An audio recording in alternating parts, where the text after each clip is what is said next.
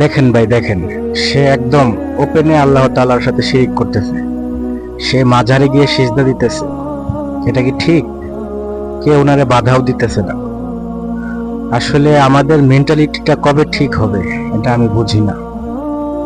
পবিত্র কোরআনে মহান আল্লাহ তাআলা বলেছেন, যদি আমাকে ব্যতীত কাউকে সেজদা দেওয়া জায়েজ হতো তাহলে আমি বলতাম প্রতিটা স্ত্রীকে তার স্বামীর পায়ে সেজদা করতে। কিন্তু আল্লাহ তাআলা সেটা বলে নাই। সে শুধু বলেছে আমাকে সেজদা করো। আল্লাহ নিজে বলেছে যে আমাকে সেজদা করো। মানে কি বলবো, সে একজন মৃত মানুষ, আল্লাহর ওলি।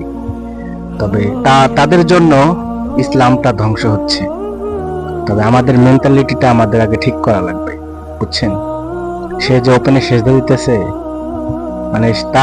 মানে তার মাথায় কি ব্রেন আছে আমি আজও চিন্তা করি। তার ব্রেন আছে আজও, আমার তো মনে হয় না নাই।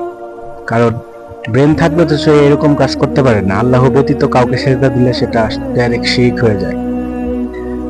সব গুনাহ আল্লাহ তাআলা মাফ করলেও এই শিরকের গুনাহ আল্লাহ কখনো মাফ করবে না। তো মানুষের এটা বোঝা উচিত।